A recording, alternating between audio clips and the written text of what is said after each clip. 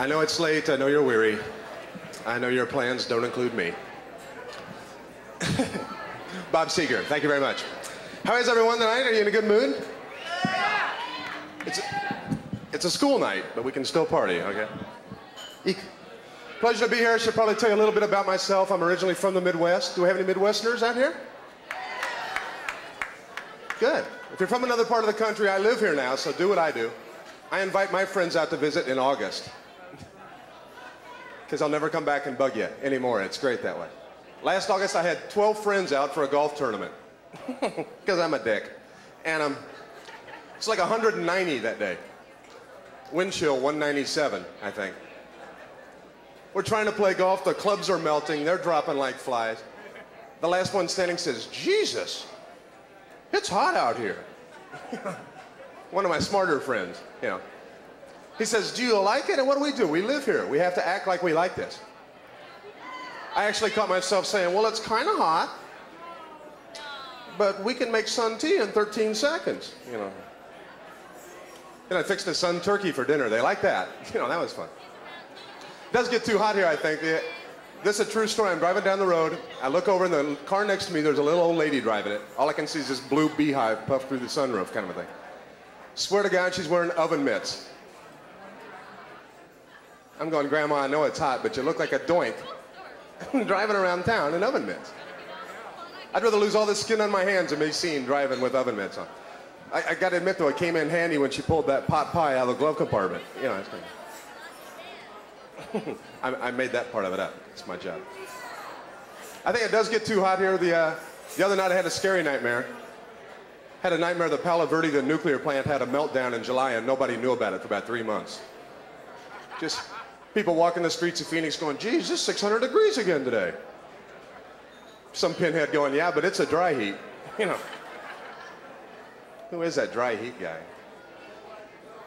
Pleasure to be here. This is a great club. I like to come in here. My favorite night in here is ladies' night. I think you should come in there. There are some scary women hanging out in this club on ladies' night. Have you seen this? Like Attack of the Big Hairs kind of a look? There's some serious moose abuse going on in here, I'm telling you. It's like a 2-can minimum to get in, I think. And I'm not just picking on the women. I know the guys in there are no treat either. I was in here at one time. There were a lot of gays in here, I think. I think the guy I was dancing with was gay. You think you know a guy, and then, you know, wasted like 4 songs on him. By the way, not all this shit's true, okay? You know, that part was, you know, but a lot of this is. Don't you hate that? I'm in here drinking flaming Zambucas. I had about a dozen of them. Just partying down because I'm the designated drinker for the evening, you know. Get incredibly wasted. My friends have to take me home. I get to my house, walk in the door, I'm in there like 10 feet, and I get sick. All over my floor. I hate that. And I'm so drunk, I'm using logic like, well, no wonder I was sick. I had all that puke in me. You know, it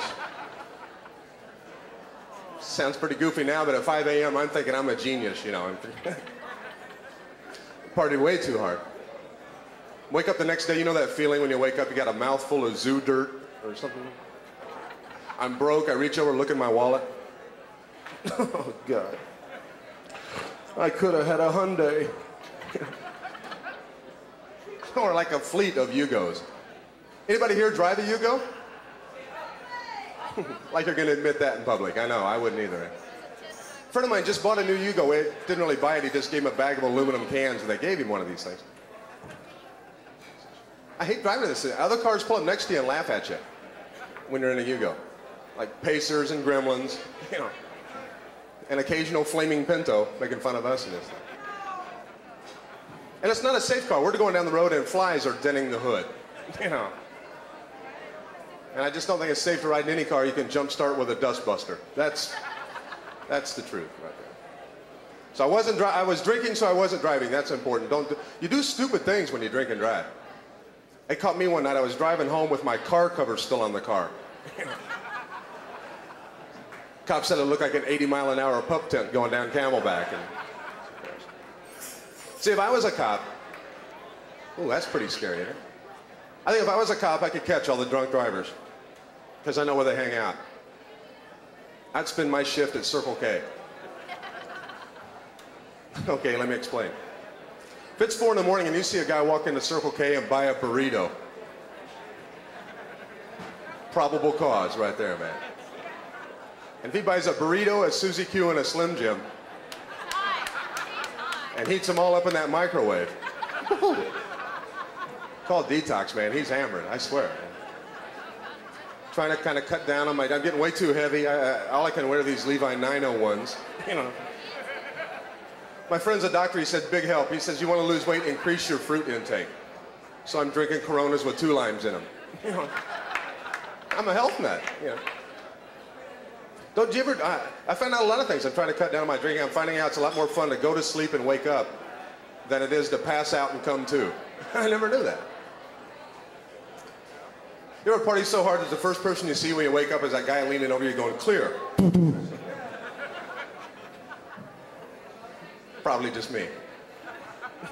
I'm trying to lose weight though. I'm trying to meet women. That's hard to do if you're bald or fat. But both, it's brutal. I used to be married. When I was married, my wife said, Mark, if you get bald and fat, I'm still going to love you. But I'm sure going to miss you. Bitch. We had a lot of problems in our marriage. Little things like she liked to have sex first thing in the morning. Usually about 10 minutes after I went to work. You know what? Never forget the day I find that out. My neighbor comes over. He said, Mark, I don't know how to tell you this, but your wife's been cheating on us. I'm glad I was married, though. I've got a beautiful son, Michael, 6.5. Great kid. He's the light of my life. I take him out whenever I can and make him step on all the sidewalk cracks. Some of these are just for me, okay? Just a tad bit. See, I laugh about sex. I think you have to laugh about sex. It's pretty scary. I think we live in a country that's totally preoccupied with the subject of sex. You guys agree with that? Thanks for that rousing round of support. Okay, if you don't agree with that, how I should explain Dr. Ruth making millions of bucks telling us about sex? Like she's gonna know. You know. And is it my imagination, or does she look like one of those flying monkeys from The Wizard of Oz? I mean, I'm a big boy and those monkeys don't scare me anymore, but I still cover my eyes when Dr. Ruth comes on the screen, you know. And I hide my dog, you know. She scares me, frankly, especially the title of that show, Good Sex with Dr. Ruth. I don't think that'd be possible. I don't know, it's just... One thing I love living in the valley, one thing I don't quite understand, how come there are so many tanning salons in the Valley of the Sun? That doesn't make sense to me. We have an abundance of sunshine. To me, that's like somebody in Chicago paying money to stand in a wind tunnel, you know. And you wouldn't see that, would you? I live next door to the lady that owns a dozen tanning salons, and she's always trying to get me to sign up, and I'm going, yeah, that makes sense. Why should I hang out by the pool, drink beer, and party with women? When instead I can give you money to go into a closet and lay on a waffle iron. But I go anyway. I think you should, guys, because they let you lay on those beds naked. And if I can lay on somebody else's bed naked, I'm willing to pay for it. You know. And I replaced a couple of the regular bulbs with grow lights.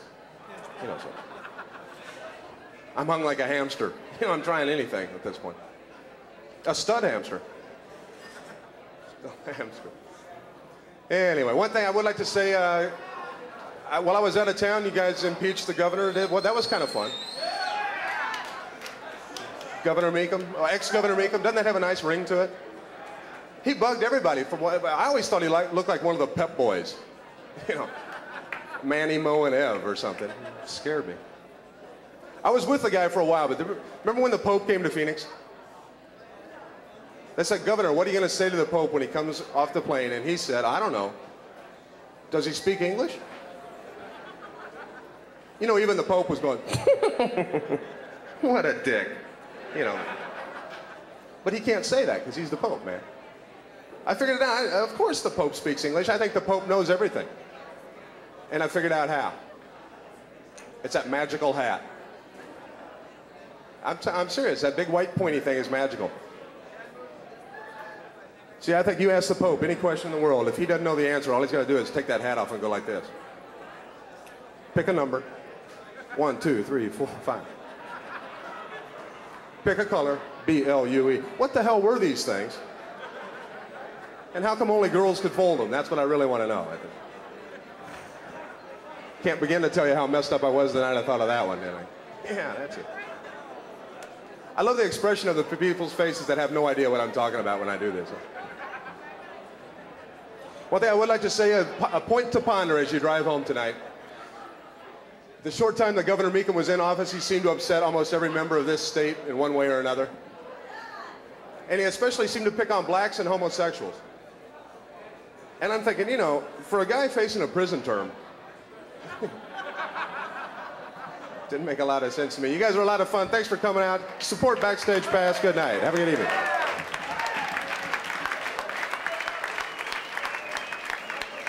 Mark Cortez, good friend. You'll be seeing him. Weren't you on Star Search, Mark? Where'd he go? Mr. Cortez. Weren't you on Star Search? On the original tape. It's one of those.